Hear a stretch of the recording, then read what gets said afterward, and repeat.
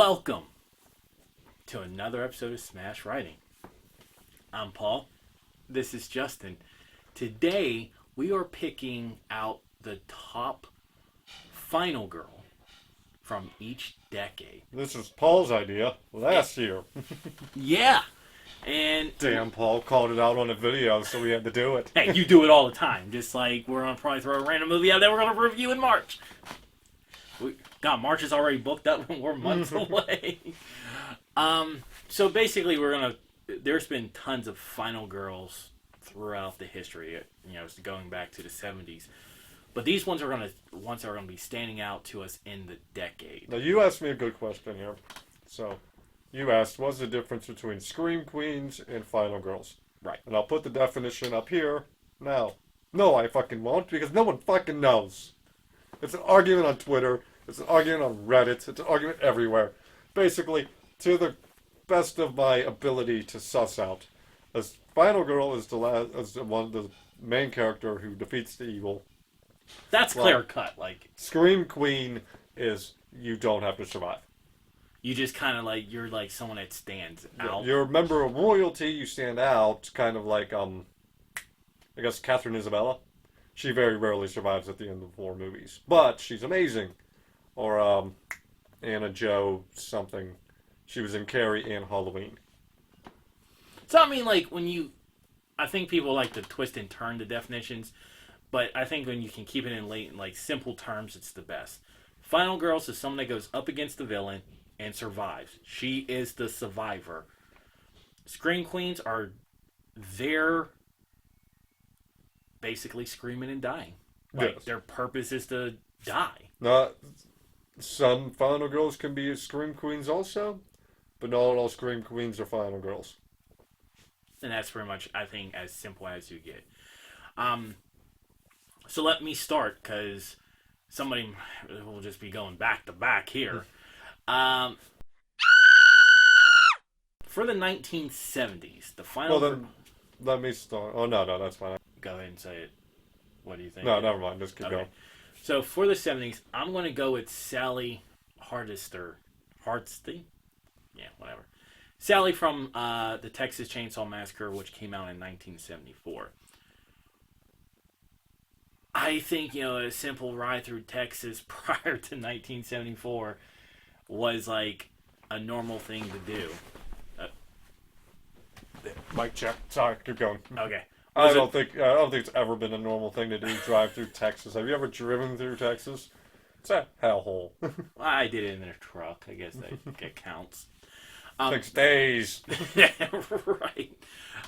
Nevertheless, she's going, and a happy-go-lucky person. I think they were going to a concert or something, and then you have to deal with cannibals, monster, insane inbreeding people. That's Texas. Is there a lot of depth to this character? Probably not. But knowing what she was up against, and Leatherface and the Twisted Family, that's Texas. I know. Howdy, cowboy. Just the South.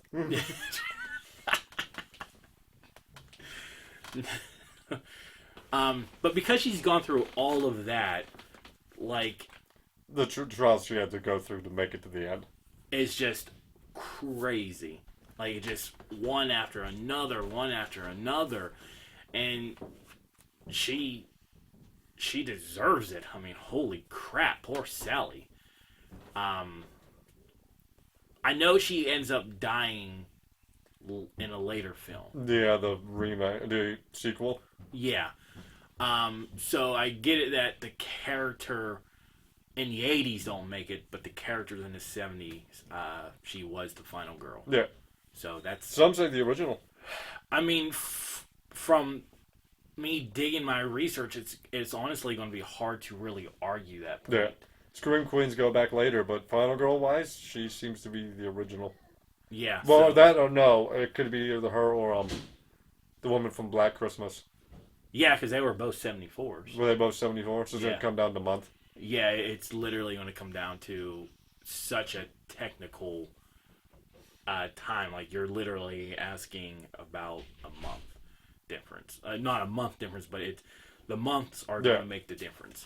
So that's my 1970 final girl, Sally. You know what's scarier than a bunch of Texans? A big ass alien in space. It's Ripley. Every time, all the time. The shit she has to go through, she doesn't even know how to deal with it. She's learning on the fly. Her friends are dropping. There's an evil android on the ship too. It's Ripley. Like Sigourney kills it. Or you just want to say that for go? Oh, do you want to go into the 80s now? Let's just go with yours because you're popping them back. All right, I'll track in the 80s. Ripley has retained her crown. As we go, the crown is going to be passed by decade to decade and everything.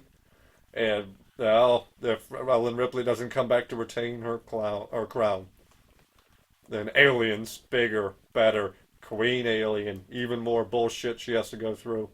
Corporate sleazies, idiots. Well, you know what's better than dealing with aliens? Dealing with hell, like Christy Cotton had to do. I think we all can agree the '80s produced a lot of final girls, right? No, yeah, probably. Like, that was their first era of final girls, right? Think about all the Friday the 13th movies, all the Freddy Krueger movies.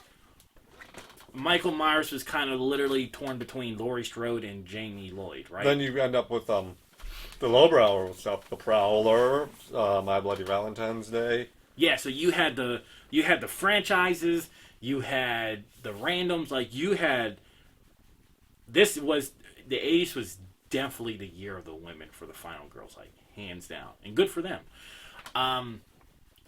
But what makes me have Christy stick out is she's dealing with hell. Actual hell. Let's close the box and you're fine. Well, you still gotta rub the box. But nevertheless, dealing with Pinhead and dealing with her uncle and evil stepmother. To be fair, I do not know who she was more afraid of. Yeah. Uncle, stepmom, or Pinhead. Who would have thought Pinhead could be like the weaker of the three on it? Oh my god. But nevertheless, she had to deal with all those elements. So you're dealing with hell, you're dealing with Pinhead. Then not only are dealing with the hell crap, you're dealing with the real world crap with her uncle and stepmom. Like, this girl could not catch a break. And she deserves the award to be in everybody's running for at least final girl of the 80s. But she is my final girl. And this movie came out in 87, so at least they had a running start and kind of saw like what they had to throw her way to get her some reputation here. There. 87 is obviously more towards the tail end. You've already had established franchises doing everything that they could do with the final girl, so you had to go up and beyond to get Christy on here, and they did. She had to deal with a lot of scary factors. And that's my 1980 final girl. We tied on who gets the crown next in the 90s. Yeah. It's Sidney Prescott. Who would have thought? Yeah, I mean... Okay, you asked me to bring it up in the video. People make the argument that Sidney can't be a final girl because Gail's there too. Yeah, when I was doing my research, I realized that too, and the definition of the final girl, she has to be the final girl that goes up against the killer.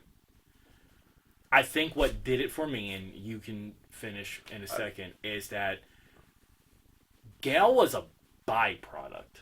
Like, the main victim that had to deal with a lot of the shit was Sidney herself. Right? Yeah. I mean, Sidney dealt with the crux of it.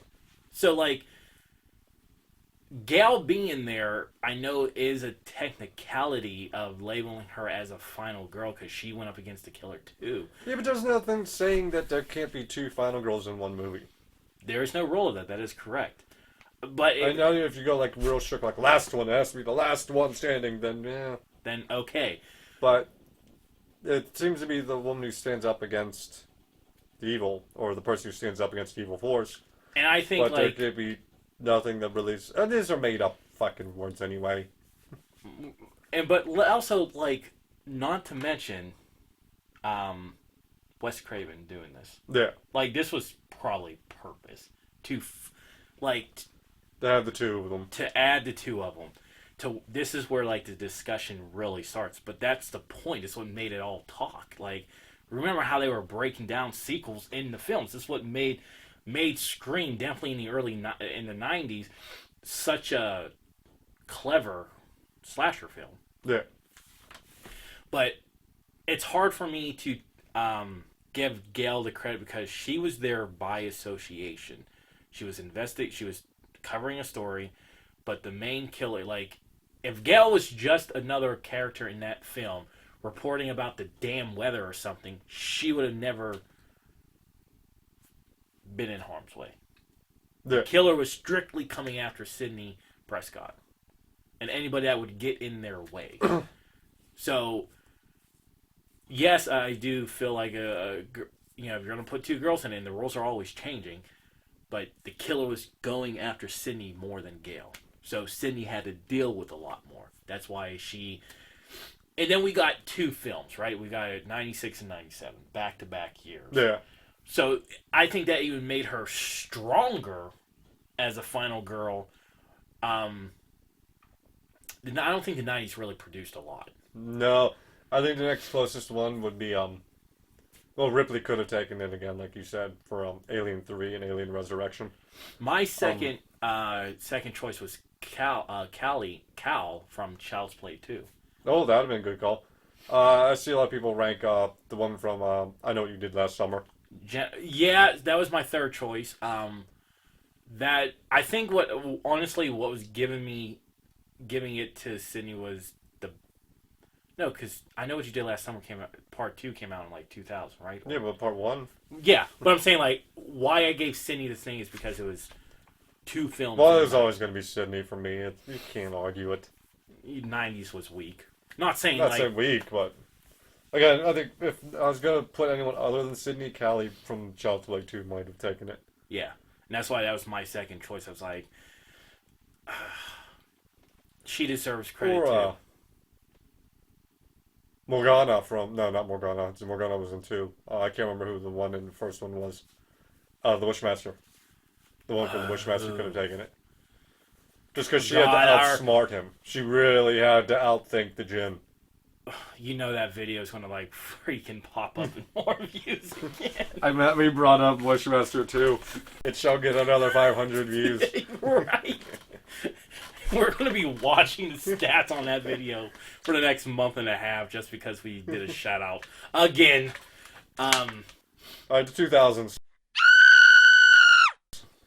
Okay, so my 2000 pick is going to be Rachel Keller from the 2002 movie The Ring.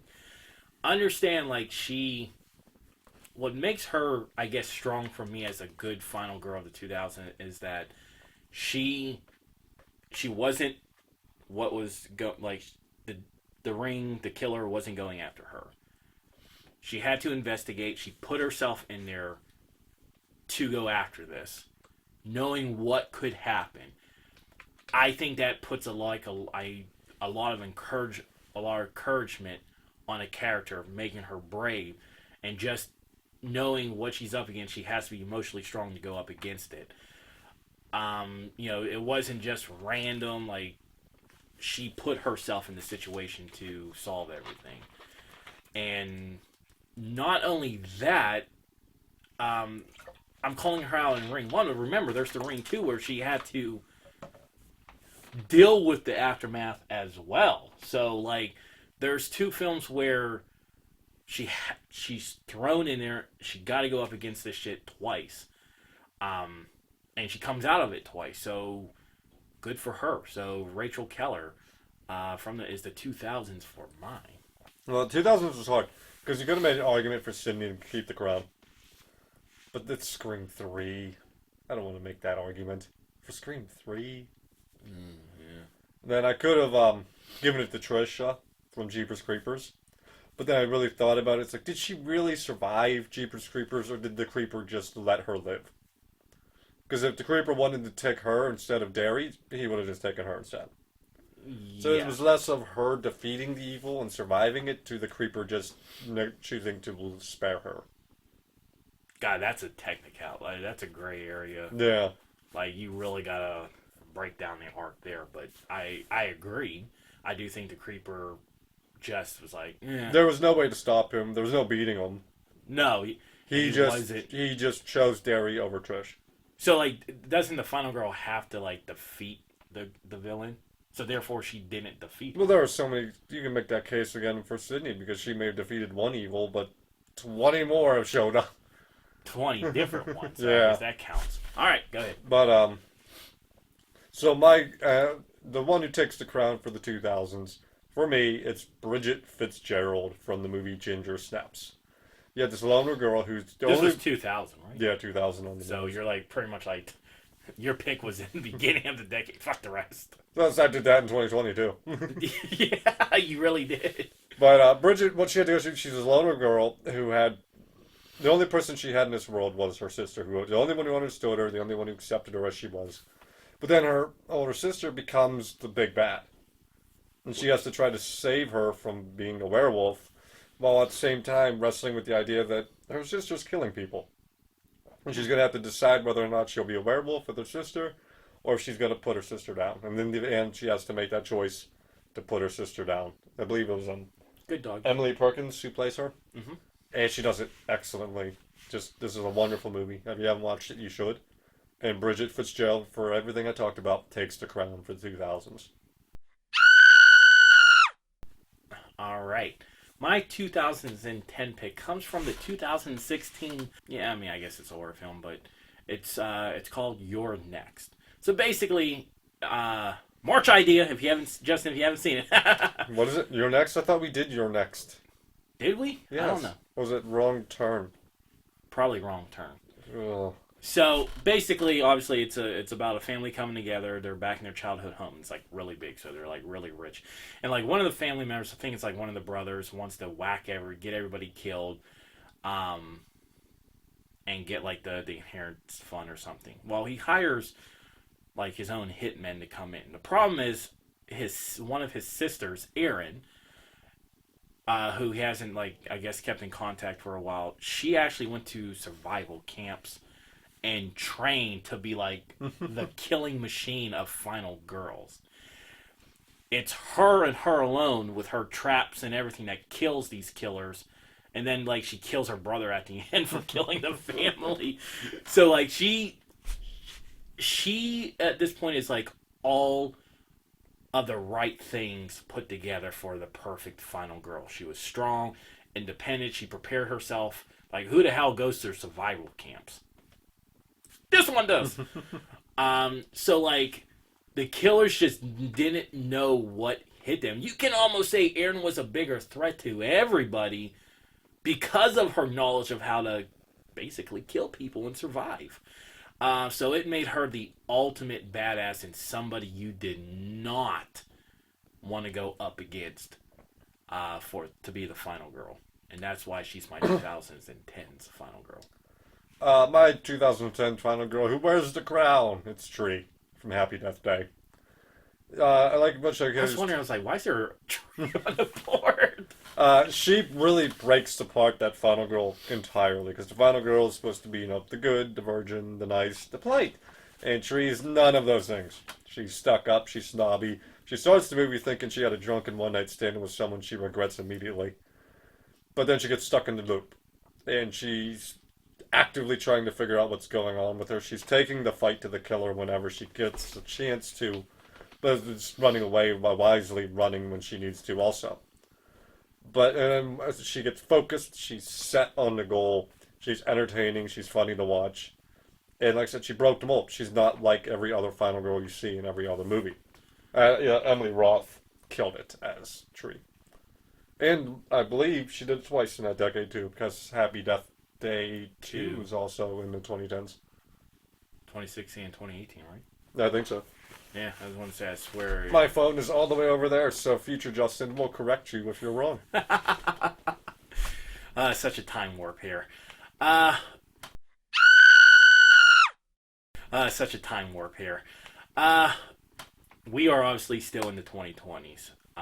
So this is a to be determined list this number at least. So you can. Up till 2024, this is who's holding the crown right now. Okay, so we got two of them. My last pick with Aaron in 2010s was like the perfect format of being strong and fighting. I'm going with Terrifier 2 final girl, Sienna Shaw. Her depths into the madness, and they're almost. I don't know if this is a gray area of the whole definition. I don't know, and I don't really care. The fact that she went up against an evil and she won. But it has come with a price, and it's clearly that she is probably going to take over the Art the Clown mantle. The events of this. We'll know here shortly. Terrifier 3 comes out in October. Yeah, so I mean, this is perfect timing. Labeling her.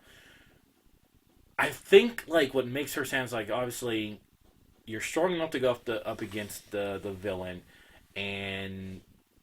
but you're not strong enough to deal with the consequences. And it's clear as day that it drove her insane to where I don't think of all the ones that we talked about, or at least on my list, is that none of them went to the evil step. When you talk about weak, you think about different versions of weak. Like, let's say Sally, because she couldn't handle the events after she survived it. Christy went insane. Sally didn't. She was killed by Leatherface. No, I'm just using it as like examples of like how different weaknesses can be. Like, can you say Christy went insane? Christy, I think she went insane or some sorts of that. You have different weaknesses. But the one weakness that you haven't really seen is you becoming the killer. And we came close with Jamie. Yeah, I mean that's a borderline call right there too. Is like they build Jamie as Art the Clown is coming back. Okay, but they were billing Sienna as some type of evil involved. Nevertheless, she went insane and from these events to where she's an evil. Nope, she's back. She's back? Yeah. Sienna and her brother struggle to rebuild their shattered lives as the holiday season approaches. Trying to embrace the Christmas spirit and leave the horrors behind. They rewrote stuff. Okay. Like always. Nevertheless, so they're labeling her as rebuilding. Meaning that she took those depths and she obviously is not the same person. So I'll correct myself on that. And I think that's a different type of final girl. To where, are they rewriting so she can rebuild her life? Yeah, because the previous film made it clear, like, she could be the killer. But here we are, only 4 years in. And We gotta talk about mine still. yeah. Mine is Dina from Fear Street movies. She is a knight in shining bloody armor. She's facing the threat. She's defending her girlfriend to her In different friends centuries. she is going through time. She's going through flashbacks, finding out what happened in the 70s. A little time warp to find out what really happened to the witch back in the 1776. And then she comes out biting that sheriff. She's ready to kill him. all to save her love. Again, breaking the trope where the final girl has to wait around for the monster to attack them. She's taking the fight to them every time. Now she's even shooting the one at the beginning, just steals the gun off the cop and opens fire on Sadie, I think it was. Yeah. Who was stabbing the guy. She is a badass in every term. And the current holder of the crown. Forget Sienna. I think, like I says, obviously this decade is still young. We got 6 more years. Yeah, pretty soon to be 5. You might as well call it. Yeah. I mean, in December we're going to be doing that the 5-year marker for halfway through 2020 list. Yeah. I still don't know what I'm going to call that fucking list. I'll think of something now. Yeah, really. I think it's awesome now because like overall women are getting more in-depth characters over the last like 20, 30 years. Yeah. And the ones who from the 60s, 70s, 80s paved the way and you got to give them props for that. And 90s was kind of like 90s and early 2000s was the transition, but now you're really seeing these final girls come up with a different arcs, and that's going to make it exciting. To really, like I says, there's different weaknesses, different strengths, and you got to navigate through that to find which one you really like. So that's the fun part of all of this, is that you look at how different they are. And the crazy thing is, like, talking about this list real quick, is like, you could almost give an argument for Ripley being in the 90s. You could give an argument for Sydney being 90s, 2000, 2010, Yeah. and all of that. And mind you, some of our, like, 2020 picks, I mean, I wrote down, my next one was Sam Carpenter from the Scream series. So the Scream series and Aliens could honestly dominate a lot. Yeah. But you've got such a wide variety, even our list shows a wide variety of characters, characteristics, and traits, how they handle situations. So, that is our top final girls of the decades. Next year we're doing Scream Queens. There we go. Bye-bye. Bye.